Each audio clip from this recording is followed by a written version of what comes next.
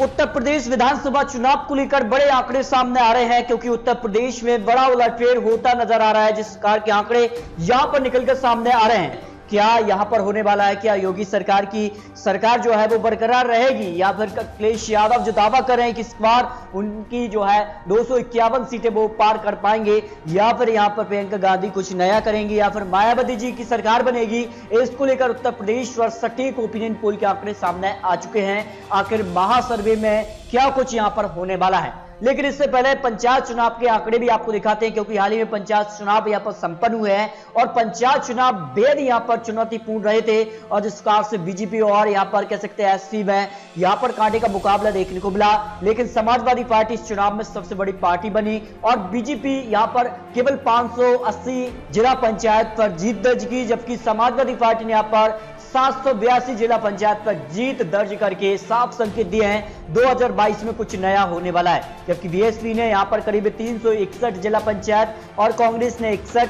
जबकि अदर के खाते में जिसमें कई बड़ी पार्टी आ जाती है, जिनमें चंद्रशेखर और एएम पार्टी हो, आम आदमी पार्टी हो, इसके अलावा यहां पर जो अन्य क्षेत्रीय पार्टी है वो सब मिलाकर 1266 जिला पंचायतों पर अन्य का भी कब्जा हुआ है। यूपी पंचायत चुनाव के बाद अब होने वाला है यूपी में यहां पर उपचुनाव, और उसके बाद होने वाला है उत्तर प्रदेश विधानसभा चुनाव 2022 में ज्यादा समय बचा नहीं है। ऐसे में पार्टियां अपनी अपनी पूरी तैयारियों में जुट चुके हैं। और यहां पर बात करें तो किस प्रकार का यहां पर जो कह सकते हैं उत्तर प्रदेश के लिए पॉपुलेशन रही है, उसमें अगर बात करें तो ओबीसी करीब 40% और दलित इस बार किसके साथ होंगे, ट्राइबल कास्ट किसके साथ हो सकती है, फॉरवर्ड की बात करें तो 23% है, और यहां पर मुस्लिम की बात करें तो 19%।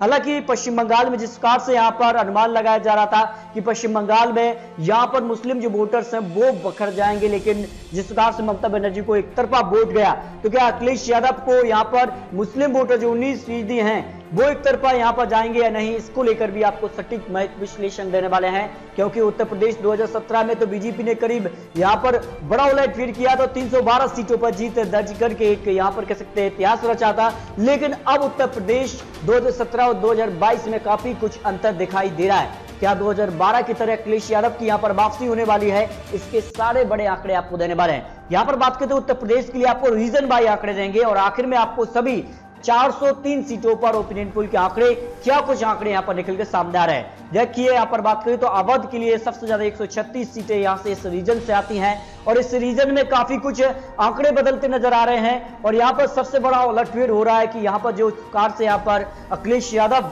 जो है बाजी मारते नजर आ रहे हैं उत्तर प्रदेश में, और 55 सीटों पर यहां पर बीजेपी को जीत मिलने की संभावना लगाई जा रही है अवध की 136 सीटों में से, जबकि यहां पर अखिलेश यादव को 60 विधानसभा सीटों पर जीत मिलने का अनुमान लगाया जा रहा है अवध के लिए। और यहां पर 12 सीटों पर बीएसपी का वोट शेयर यहां पर कम होता नजर आ रहा है। जिस कारण से यहां पर बात करें तो यहां पर चंद्रशेखर की पार्टी जो है वो यहां पर जो यहां पर बीएसपी का वोट शेयर है उसको काट रही है, इस कारण से बीएसपी को यहां पर नुकसान हो रहा है। जबकि कांग्रेस को 15 सीटों पर, अन्य के खाते में 7 विधानसभा सीटों पर जीत मिलने का अनुमान यहां पर अवध की 136 सीटों पर, ये उत्तर प्रदेश के लिए यहां पर सबसे बड़ा रीजन आता है। यहां पर बड़ा उलटफेर हो रहा है, और यहां पर अखिलेश यादव यहां पर बीजेपी से आगे निकल रहे हैं। तो क्या कुछ होने वाला है उत्तर प्रदेश के लिए, ये सारे बड़े आंकड़े आपको देते हैं। अब देखिए पूर्वांचल के लिए भी आंकड़े आ गए हैं, और पूर्वांचल के लिए जो सर्वे के आंकड़े निकल कर आ रहे हैं, पूर्वांचल के 114 सीटों पर जो एक्सपर्ट ने आंकड़े रखे हैं, इसमें अगर देखें तो जिस प्रकार से बड़ा उलटफेर हो रहा है और यहां पर बिल्कुल कांटे का मुकाबला देखने को मिल रहा है। जिस प्रकार से पंचायत चुनाव में भी बीजेपी को और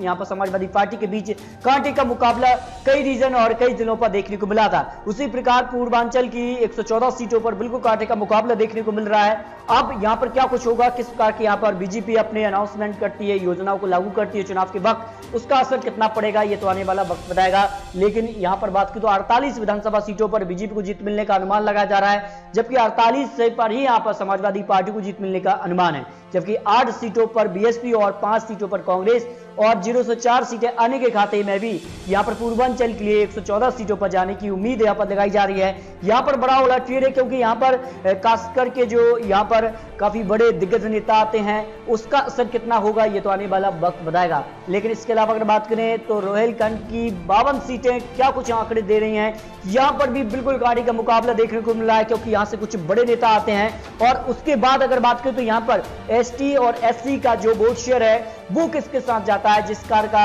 यहां पर माहौल बनता नजर आ रहा है। और इसका फायदा कम यहां पर बीएसपी को हो रहा है, और यहां पर कह सकते चंद्रशेखर जो पार्टी है, भीम आर्मी की पार्टी है, वो कहीं ना कहीं बीएसपी का वोट शेयर कम कर रही है। इस कारण से बीएसपी को केवल 10 सीटें, जबकि कांग्रेस को 5 सीटें और 2 सीटें अन्य के खाते में। यहां पर बीजेपी और यहां पर समाजवादी पार्टी के बीच बिल्कुल कांटे का मुकाबला हो रहा है 20-20 विधानसभा सीटों पर। रोहिलखंड के लिए यहां पर जो विधानसभा सीटों पर आंकड़े निकल रहे हैं, यहां पर अखिलेश यादव और यहां पर योगी आदित्यनाथ के बीच बिल्कुल कांटे का मुकाबला देखने को मिलने वाला है। यानी 2017 की अपेक्षा 2022 चुनाव बीजेपी के लिए यहां पर एक चुनौतीपूर्ण बन चुका है। ये आंकड़े निकल कर आ रहे हैं कि इस बार का जो चुनाव है वो एक तरफा होने वाला नहीं है, कांटे का मुकाबला यहां पर देखने को मिलने वाला है। अगले रीजन की बात करें तो हरित प्रदेश की 76 सीटों पर क्या कुछ आंकड़े बनते नजर आ रहे हैं, क्योंकि हरित प्रदेश काफी महत्वपूर्ण है, क्योंकि यहां से काफी बड़े दिग्गज नेता किसान आते हैं। और यहां पर राकेश टिकैत भी इस क्षेत्र से आते हैं, जिस कारण से किसान आंदोलन का यहां पर विरोध देखने को मिल रहा था। काफी लंबे समय से किसान आंदोलन चल रहा है, लेकिन जो कृषि कानून है उसके विरोध में यहां पर राकेश टिकैत हैं। और अब तक जो है यहां पर जो किसान का मुद्दा बना हुआ है, किसानों की जो मांग है अब तक वो पूरी नहीं हुई है। ऐसे में क्या उत्तर प्रदेश के लिए हरित प्रदेश की 76 सीटों पर इस यहां पर जो आंदोलन उसका असर देखने को मिलेगा। अगर असर देखने को मिलता है तो बीजेपी को यहां पर बड़ा झटका लगने की संभावना लगाई जा रही है। फिलहाल जो आंकड़े निकल कर आ रहे हैं, सर्वे के आंकड़े हैं कि 27 सीटों पर बीजेपी को यहां पर 76 सीटों पर से जीत मिलने की उम्मीद है, जबकि अखिलेश यादव को 35 सीटों पर जीत मिलने की यहां पर संभावना लगाई जा रही है। 7 सीटें बीएसपी और 5 सीटें यहां पर कांग्रेस और 0 से 2 सीटें अन्य के खाते में हरित प्रदेश की 76 सीटों में से जाने की संभावना लगाई जा रही है। यहां पर भी बड़ा उलटफेर हो रहा है, और जिस प्रकार से यहां पर बड़े दिग्गज नेता किसान आते हैं, किसानों की जो मांग है वो यहां अगर पूरी नहीं होती है तो फिर यहां से बीजेपी को झटका लगने की संभावना एक्सपर्ट ने लगाई है। इसके अलावा बुंदेलखंड की 25 सीटें काफी महत्वपूर्ण होती हैं, और बुंदेलखंड के लिए क्या कुछ आंकड़े यहां पर निकल कर आ रहे हैं। और यहां पर बात करें तो करीब यहां पर जो